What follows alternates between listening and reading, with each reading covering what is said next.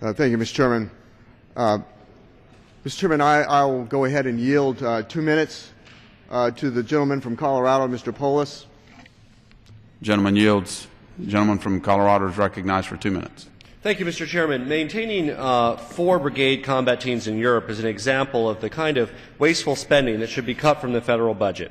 This is the 4th time I've offered an amendment to reduce U.S. troop levels in Europe, and it's received more support on the floor of the House each time. I want to thank my colleague from Colorado, Mr. Coffman, for his leadership efforts in offering this amendment with me this year. I'm hopeful this amendment's clear logic, obvious nature, and bipartisan support will lead the House to adopt it. This amendment, very simply, will bring troops home from Europe. Basing these forces in the U.S. rather than Europe will cost 10 to 20% less and maintain the flexibility and infrastructure for global operations necessary in today's world. The amendment would also authorize the Pentagon to close bases across Europe that are no longer necessary.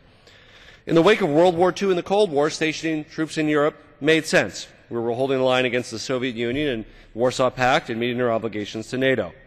But the Soviet Union ceased to exist 20 years ago. If we didn't have these bases in Europe, we have to ask ourselves, would we be setting bases up in Europe today to combat the global war on terrorism? Our troop commitment in Europe needs to be re-examined. Our European allies are some of the richest countries in the world, so why are we subsidizing their defense? The average American spends over $2,500 on defense, the average European about $500. With modern technology, we can move troops and weapons quickly across the world to meet our NATO commitments and other operational necessities. We can rely on our capacity for rapid deployment to send troops and assets to all regions when needed. Our amendment would call for rotational forces to be deployed in Europe so they can fulfill our NATO obligations. There's cheaper and less controversial ways of proving to our allies the strength of our commitment to defense than permanently stationing and maintaining over 80,000 troops in their countries. Mr. Chair, Donald Rumsfeld even thinks it's time for a change to our policy. In his recent book, he wrote, of the 250,000 troops deployed abroad in 2001, more than 100,000 were in Europe, the vast majority stationed in Germany, to fend off an invasion by a Soviet Union that no longer existed. Can I ask for 15 more seconds? Mr. Chairman, I yield 15 more seconds to the gentleman from Colorado. The gentleman is recognized for 15 seconds. I thank the gentleman from Colorado for his leadership. And at a time when we must seriously consider cuts to our budget and balancing our budget, we should not continue to subsidize the defense of wealthy European nations against a Soviet threat that ceased to exist 2 decades ago. I urge my colleagues to support my amendment, and I yield back the balance of my time. The gentleman from Colorado. Mr. Chairman, I reclaim my time. The Pentagon has gentleman reserves his time. Yeah. Yes, Mr. Chairman, I reserve my time. The Pentagon has proposed removing 2 brigade combat teams already from permanent bases in Europe. The U.S. Army would still have about 37,000 soldiers in Europe, even after it withdraws 2 of its 4 combat brigades, which is about 7,000 soldiers. The United States has about 80,000 military personnel still in Europe. There are 28 U.S. military bases, 16 Army, 8 Air Force, and 4 Navy. The Coffman-Polis amendment would authorize the removal of all 4 brigade combat teams. The only permanent forces stationed in Europe would be those that are required to maintain our expeditionary capabilities and conduct engagement with the leadership of our NATO allies. We will continue to meet our security commitment to our NATO allies by utilizing rotational forces.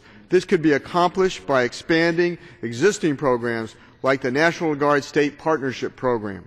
Since 2008, the Defense Department among European NATO countries fell 12%, and from $314 billion to $275 billion. Only 4 out of our 28 NATO allies are spending even 2% of their GDP on defense. The United States spends 4.7% on defense. Our European allies are facing a fiscal crisis of their own. However, instead of being forced to find the same balance that the United States is trying to achieve, they are able to drastically reduce their national defense spending because they can take for granted that the United States will continue to be the guarantor of their security. This is an unfair burden to U.S. taxpayers. With that, Mr. Chairman, I reserve the balance of my time. The gentleman reserves. Gentleman from Washington. I rise to claim the time in opposition. The gentleman is recognized for 5 minutes. I yield that time to the gentleman from Virginia, Mr. Forbes. The gentleman is recognized for 5 minutes. Thank you, Mr. Chairman. Mr. Chairman, I rise in opposition to this amendment. And, Mr. Chairman, I would say that I have enormous respect for the gentleman from Colorado. I have enormous respect for the gentleman from Colorado's service in the military. But I also have enormous respect for the United States Army and for the leadership of the United States Army. And the only reason that we would do this move, or there are two reasons. One would be because it makes strategic sense to do so, and the United States Army says it does not make strategic sense to do so. The second one is because of cost, and the United States Army would point out that the cost savings we have would be minimal because the rotational units are very expensive and much less effective than forward-based forces. Mr. Chairman, it's been said here that we don't want to be defending our allies, and indeed we don't, not necessarily. But what we're doing with this is not just defending our allies, but it's joining with our allies to make sure we're defending the United States and U.S. interest. And, Mr. Chairman, I would say that the Army has moved already very strongly by removing 2 of these combat brigades from Europe. They've reduced by 50% the number of personnel we have in Europe since 2003. And I think we should listen to the Army and make sure that we're allowing them to do what they think at this particular point in time is strategically and from a cost-effective basis the best interest of the United States. And, Mr. Chairman, I'd like to at this time yield 2 minutes of my time to the distinguished gentleman from Ohio, the Chairman of the Strategic Forces Subcommittee. From Washington. Oh, I'm sorry. I thought will you yield back 2 minutes. The gentleman from Washington would yield 2 minutes. Yes, I yield 2 minutes to the gentleman from Ohio. The gentleman from Ohio is recognized. I'm anxious to hear about the secret deal to remove troops from Europe. The gentleman from Ohio is recognized for 2 minutes. Well, I must say that we certainly have to be concerned about troop reductions in light of the possible secret deal with the Russians, with the President. But, you know, I stand in opposition to this amendment because, first off, you know, here you have the Congress looking to withdraw troops that, of course, strategically our Department of Defense says that we need, and that intuitively we understand why they are there. We don't have troops there standing guard defending Europe. We have troops there that are part of the alliance that are working in concert for the defense of the United States and our allies in issues of the war on terror, issues of training, issues of jointness, issues of logistics. I mean, Europe is not just a place where our troops are standing to oppose invasions of Europe. They're not there for that anymore. They're there for logistics of things such as the pirates that we have off of Africa, that people are using our resources to try to make certain that commerce can continue. The issues of Afghanistan, to make certain that we have the logistics for our troops and what they need, ensuring that our allies have jointness in training, working together and being present so that we can ensure that NATO works together in concert.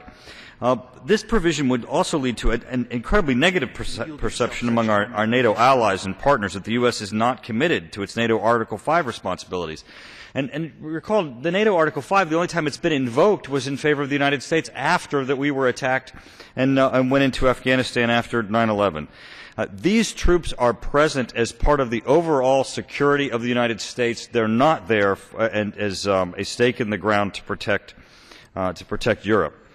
To not look to our military for their strategy, for their determination as to where we need troops, for their use of deployment, is for us to say that this Congress constitutes itself as the experts in military deployment, and we're not. This is not where the debate should occur. Gentleman's time has expired.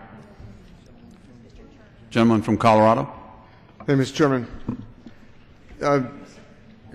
Unlike my two colleagues, and God bless them for their experience, but they've not served in our military, and they've not served in the United States Army in Europe as I have.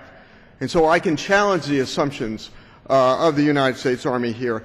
And the Cold War has been over with since 1989. 1989. And we're spending 4.7% of our GDP on defense, and our European allies, most of them are spending less than 2%. And there's an over-reliance on the United States. They're not, and that's different from being allies. And these are not expeditionary forces. And this is really, truly relics of the Cold War with no border to defend. And so it is time that we take them back. And where is the savings? Well, the savings is in part because there's already an agreement that we are going to draw down the end strength of our active duty forces. And so that certainly fits within that criteria that's already been agreed to. Mr. Chairman, how much time do I have left? Gentleman's time has expired. Thank you, Mr. Chairman. I yield back.